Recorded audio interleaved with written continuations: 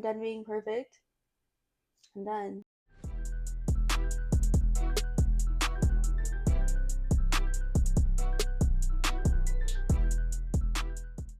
This goes out to all my oldest child, middle child, parentified child, black girl, oldest Caribbean daughter, gifted kid, golden child, black sheep, scapegoat child, people, all right? This is for all of you. And if you don't know what any of that means, you don't know where any of this is going, allow me to explain. I'm a recovered people pleaser. I would do things just to keep the peace, do things that I didn't want to do. I always wanted to make sure that I was acting in a favorable way. This was expected of me culturally, with me being voluntold what to do all the time. And this also basically meant that I had to become a doormat. As a young black woman, a young black girl, it basically meant being a doormat. And I couldn't say anything without it being an attitude or argumentative, you know? Same thing academically. I had to be perfect, get all the good grades so that I'm the amazing, perfect, gifted kid. It felt like I had to keep performing. I had to fill any role that needed to be filled. I had to do exactly what I was told to do. People would describe me as a jack of all trades, which is like, yeah, that's a compliment. But someone told me, well, you're a master of none. That really stuck with me. I thought to myself, true, I'm good at a lot of things. I don't have to try to be good. A lot of things come to me naturally, but I don't master any of them. I bounce from one thing to another. And part of that was because I was doing things that I didn't want to do. I had to abide by the standards and the expectations that were set for me.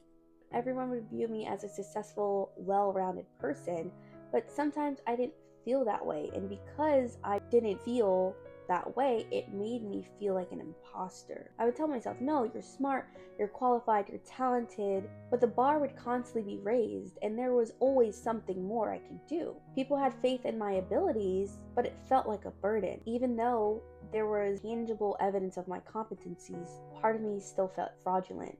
Like I was tricking everyone, and I felt that way because deep down I was cracking under the pressure. It was to the point where I didn't want to be perceived. I didn't want people to think about me or give me attention, and the thought that people can think about me and perceive me even when I'm not there, it began to drive me crazy. I was so anxious about the expectations and the assumptions that others were making. All of these feelings combined and being pent up for years made me start to feel on edge in all aspects of my life. I felt burnt out, resentful, frustrated, unfulfilled, and taken advantage of. It also felt like I was living outside my body because I couldn't recognize who I was and what I was doing and why I was feeling this way. It was also strange because being younger, I knew who I was. I knew what I wanted to do. No one could tell me otherwise.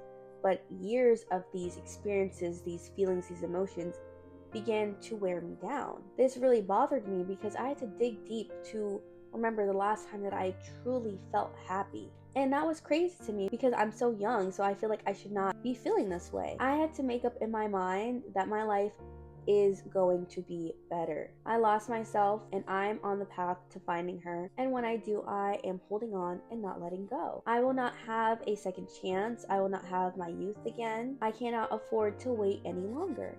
And I don't want to have a long list of regrets. The only thing that I can do is sit down, think about what I want, what will fulfill me, and work towards it. And that's what I've been doing, and I have been so happy. I cannot tell you the last time I felt this joy. So for all my people out there, you're lost, you're confused, start by focusing on you.